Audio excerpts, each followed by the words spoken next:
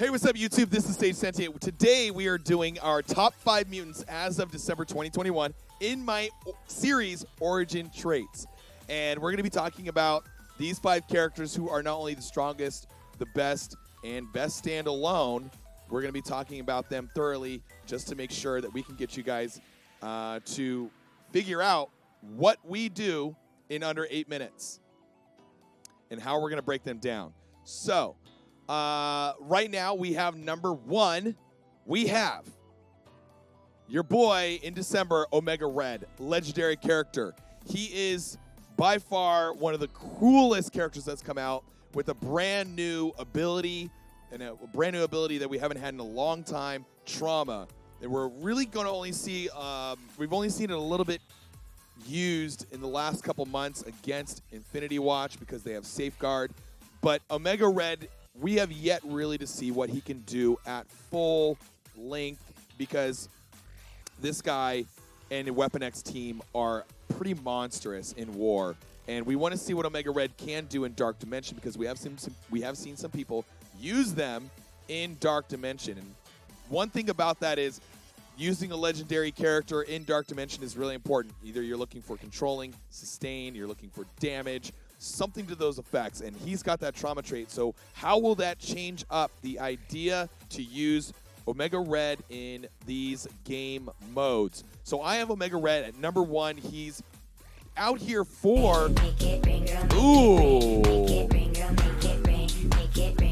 Midnight with 100 bits. Thank you so much there, sir. I appreciate the love and support. Time to format chaos. But I have Skirmisher on the ISO trait for him.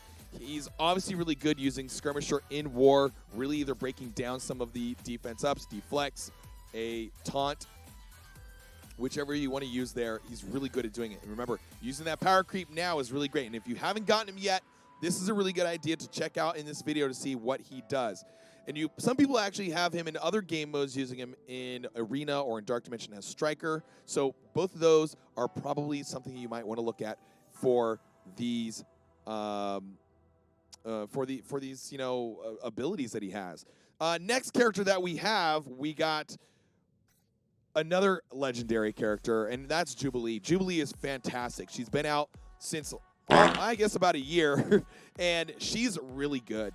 She's an amazing character. Great in Dark Dimension, amazing in raids. Landing those blinds as a basic all over the place can just really change up and disrupt your your entire gameplay if she's against you or if you're playing with her. Those blinds can really help you change the tide in battle. I have her actually now at Skirmisher, as a lot of people have been moving around, changing her to Skirmisher and to Striker. Her Axeman team is unbelievable. If you get a chance to really use all 5 of them, I know the Jubilee events have been kind of going on. I think this is maybe the 4th one, I believe. So if you finally have gotten her, this is a really good chance to really even use her. I know she's been out a year, but she's still strong and she's still viable in a lot of different areas. Axemen really, really, really is a team that you don't want to sleep on, especially if you're in Doom. Now, obviously, these are 2 legendary characters at number 1 and number 2. They're very strong. They're very versatile. Still, you could use them at some points in Arena. So that's something that's really cool. Now, no Eternals is probably dominating, but if you're lower down and some people don't have Eternals and whatnot, you still might be able to use Jubilee in that area. You can even use Omega Red in Arena as well. So that's something to really think about for that. Now, our number 3 comes down to your Milestone girl, and she has been finally coming into somewhat of a fountainable or a what's the word? Like you can find her basically. You can find her. You can farm her. Emma Frost, number 3. She's a fantastic character. She is unbelievable. She's been out for what, maybe 18 months or so. She's still farmable. She's farmable, if you didn't get that. But yeah, she's very good. Attainable, yes.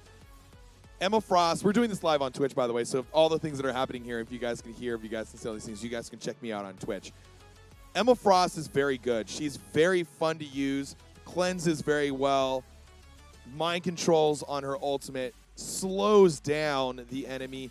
Very meta in Arena right now. If you're in an Arena top 10s, top 50s, it's somewhere where you really want to use her. You really want to put her in some of the best places. She's amazing. She's the queen of the speed meta. She's very good. Emma Frost, I have her on Skirmisher for ISO. And that's really for maybe Dark Dimension or maybe something where she's, maybe not War, where you really want her to heal, where some people use her in healing. So we have that. We have healing and Skirmisher for Emma Frost. And that's where something you really want to check out. She is very, very good. You can find her in the Milestone Orb, and we'll see where else we can find her. But she's a character that you don't want to leave out in this group. She's very good. Number four, Beast. Beast, this could be very controversial. I know he's been out for 18 months, but the thing is that Beast is very good everywhere. He does a lot of things for all allies, just like in his comic lore. Beast is a very good character with all X-Men and X-Men allies. Any mutants, in some respects, he really does some really cool work with them as well. Healing, resistance, flipping on his basic. Really something you guys want to check out. If you don't have Beast, he is very key with the X-Men raid team. Very key with the X-Men team in War. He's a very good character, and if you don't even use all of the X-Men characters, you have some X-Men in general, putting him on an Uncanny, if you don't have some of the other members there, he still works. He has a lot of tags. He has a lot of connections with a lot of characters in this game. I have him with Skirmisher. You can have him with Skirmisher and Healer. A lot of these mutants have, some dual ISO traits that you could probably use around. Now, Beast is a very fun character as well. He's got crazy healing. He's doing some really good stuff in all game modes, so you might want to check that out. Fifth and final for top 5. I know there's a lot to go on with this girl, but she's brand new. I don't think we've even seen yet what we've got with this girl, but that's Magic. Magic right now. Even though she's top 5, we haven't seen really of what she can do because she's so brand new.